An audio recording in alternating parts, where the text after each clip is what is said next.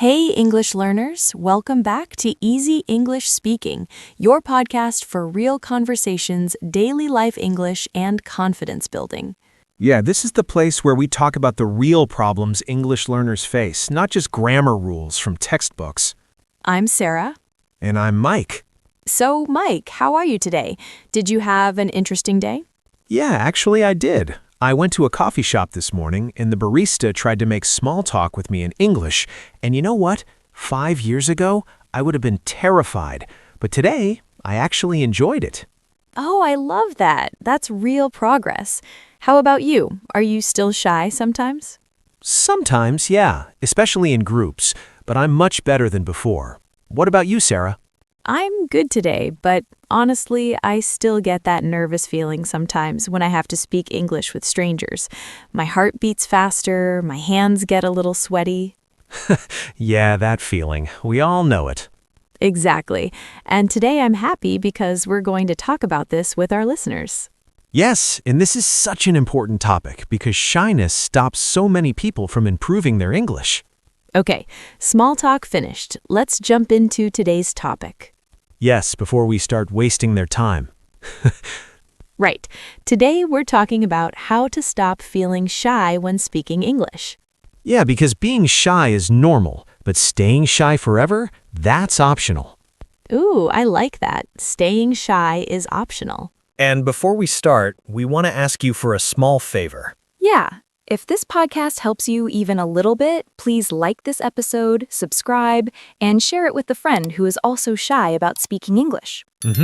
Especially that friend who knows a lot of English words but never speaks because they're too afraid. We all know that friend. Sometimes it's us. Yes, exactly. Okay, let's talk about what being shy really means and why it happens. Good idea. So, Mike, let me ask you first. What does shy mean in simple words? Good question. Being shy means you feel nervous or uncomfortable when you talk to people, especially people you don't know well. Right. And when we're learning a new language, that shy feeling gets even bigger. Exactly. Think about it like this. Imagine you're wearing a costume that doesn't fit perfectly. A costume? Yes, when you speak your native language, you feel like yourself. You wear your normal clothes. But when you speak English, it feels like you're wearing a costume that's a little too big or a little too small. Ah, I like that metaphor. So you feel strange, not quite like yourself. Exactly, and that strange feeling makes you shy. So today, we're going to talk about how to make that costume fit better, or maybe how to take it off completely and just be yourself in English. Yes, let's do it. Tip number 1, understand your fear. So maybe I can start with a personal story. Yes, good idea. Stories help us remember and feel less alone. So a few years ago, I was at a restaurant with some friends. One of my friends brought her colleague who only spoke English. Everyone was talking and laughing, but I stayed very quiet. Why? Were you tired? No, I was terrified. I understood most of what they said, but I couldn't make my mouth move. My brain said, say something, but my body said, no way. That's such a common experience. After dinner, I felt so disappointed in myself. I asked myself, why couldn't I just speak? I know English. And did you find an answer? Yes, actually. Later, I realized I was afraid of 3 things. Tell me. First, I was afraid of making mistakes. Second, I was afraid people would laugh at me. And third, I was afraid my English wasn't good enough. Those are the big 3 fears. Almost every learner has them. Exactly. So here's tip number 1. Understand your fear. Name it. Look at it. Right, because fear becomes smaller when you look at it directly. Think of fear like a shadow in a dark room. Ooh, I like this. When the room is dark, the shadow looks huge and scary, but when you turn on the light, you see it's just a small chair or a coat on the wall. So naming your fear is like turning on the light.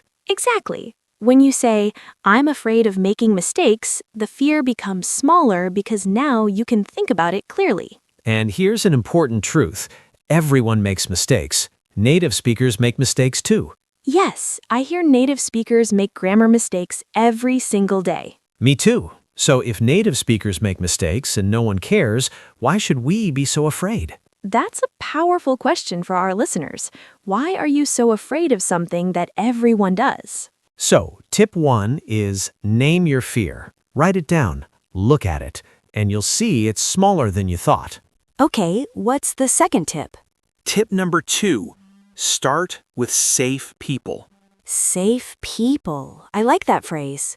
Think of learning to swim. Okay, swimming metaphor. When you learn to swim, you don't jump into the ocean on your first day. No, that would be crazy.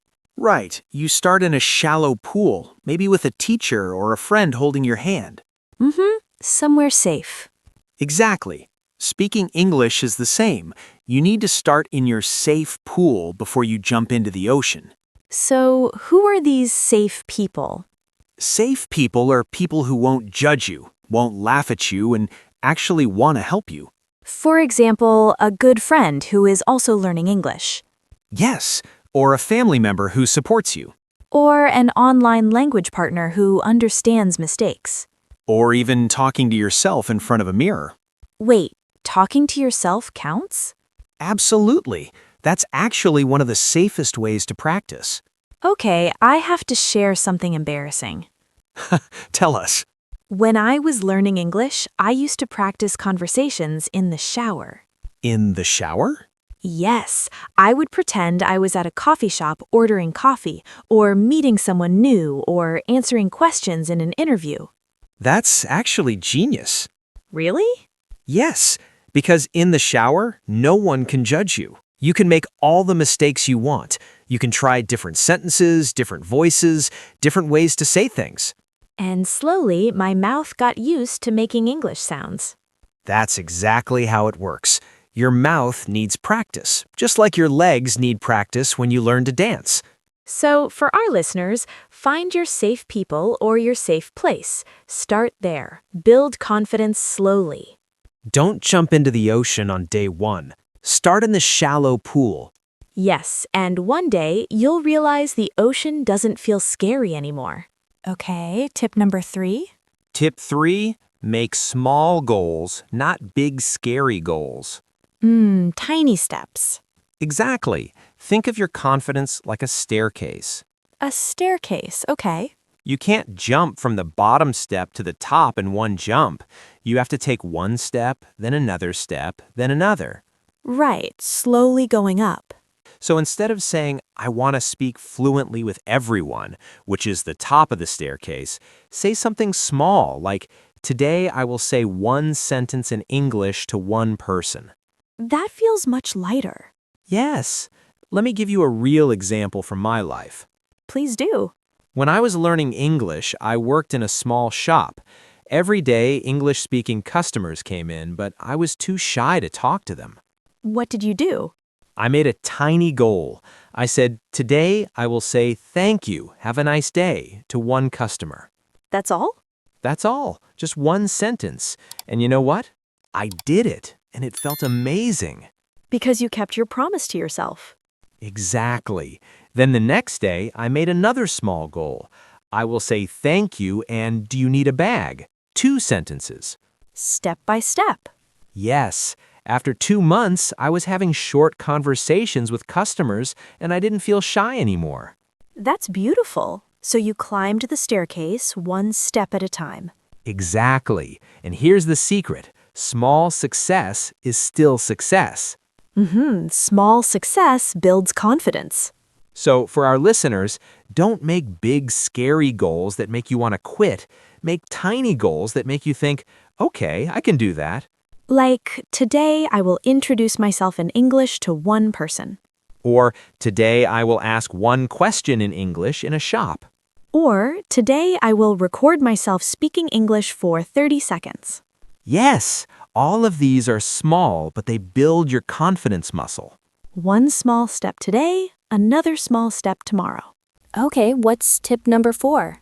Tip 4, change how you think about mistakes. Ooh, this is a big one. Yes, most people think mistakes are bad, but actually mistakes are proof that you're learning. Mistakes are proof. I love that. Think about a baby learning to walk. Okay, baby metaphor. Yes, when a baby is learning to walk, the baby falls down maybe 100 times. Many times. Does the baby think, oh no, I'm so bad at walking, everyone is laughing at me, I should just crawl forever? No, the baby just gets up and tries again. Exactly, the baby doesn't feel shame, the baby just learns. So mistakes are just part of learning, not a sign that you're bad. Exactly, every mistake teaches you something. I have a story about this. Tell us. One time I was at a meeting and I wanted to say, I'm excited about this project. Okay. But I said, I'm exciting about this project. Oh no. Yes, and someone kindly corrected me. They said, you mean you're excited, not exciting. How did you feel? At first, I felt so embarrassed, my face turned red. But then I thought, okay, now I'll never forget this mistake. I learned something. And did you forget it? Never. Now I always remember, I'm excited, not I'm exciting. That's the power of mistakes. They teach you better than any textbook. So for our listeners, when you make a mistake, don't feel ashamed. Feel proud that you tried.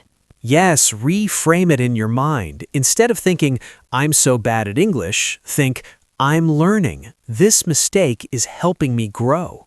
Mistakes are not your enemy. Mistakes are your teacher. Beautiful way to say it. Okay, last tip. Tip number 5?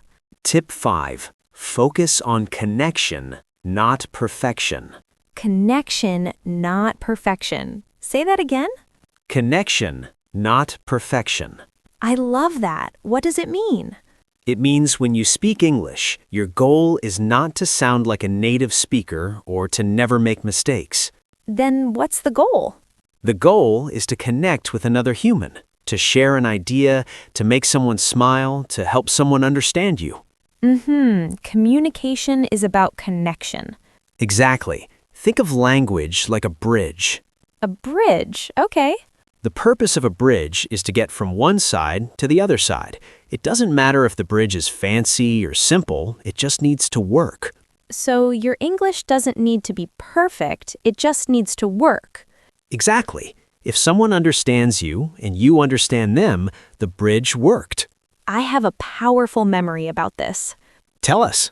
I was traveling in another country, and I met an old man at a bus stop. He spoke a little English, I spoke a little of his language. Neither of us was perfect. But we spent 20 minutes talking about our families, our lives, and we both laughed so much. That's beautiful. When I left, I realized we connected. We made each other happy. It didn't matter that our grammar wasn't perfect. That's exactly the point. People remember how you made them feel, not how perfect your grammar was. Yes, so if you're shy because you want to be perfect, let me tell you, you don't need perfection. You just need courage to try. When you stop chasing perfection and start chasing connection, shyness gets smaller. Because now you're focused on the other person, not on yourself. Exactly. You're thinking, how can I make this person understand me? Not, what if I sound stupid? That's a powerful shift in thinking. So tip 5, let go of perfection. Aim for connection. Okay, Mike, we used some important words today. Yeah, let's slow down and talk about them a little. We'll do a tiny word tour. These words are important if you want to stop being shy. First, we said shy. Right. Shy means you feel nervous or uncomfortable talking to people, especially new people. For example, I'm too shy to speak English in public. Or, I used to be shy, but now I feel more confident. Then we talked about fear. Yes, fear is the feeling when you think something bad might happen. For example, my biggest fear is making mistakes when I speak. Or, I want to face my fear of speaking English. We also used the word terrified. Yes, terrified means very, very afraid, stronger than just afraid or scared. For example, I was terrified to speak English at the meeting. Or, don't be terrified, everyone makes mistakes. Then we said confidence. Confidence means the belief that you can do something well. For example, speaking English every day builds my confidence. Or, I want more confidence when I talk to native speakers. We talked about safe people. Yes, safe people are people who support you and don't judge you. For example, I practice English with safe people first.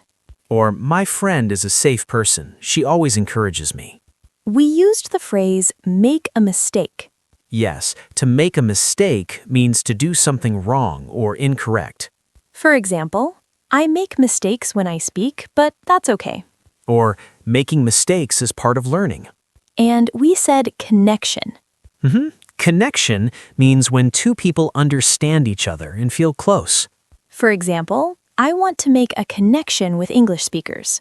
Or, language is about connection, not perfection. We also talked about perfection. Yes, perfection means when something is completely perfect with no mistakes. For example, I don't need perfection. I just need to try. Or, stop waiting for perfection. Start speaking now.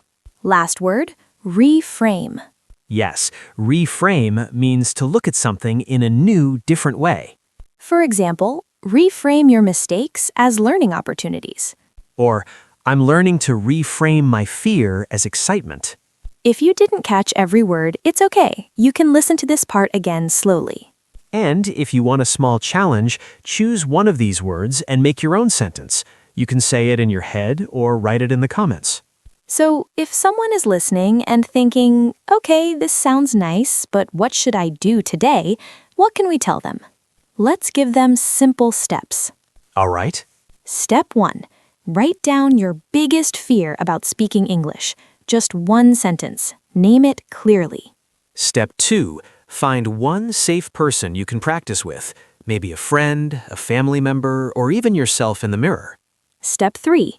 Make one tiny goal for today. Like, I will say one English sentence out loud. Step 4. Try it, and when you finish, say something kind to yourself, like, good job, I tried. Step 5. Remember that mistakes are okay. They mean you're learning.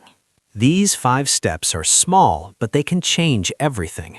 Okay, let's quickly recap our tips so you can remember them. Good idea. Tip 1.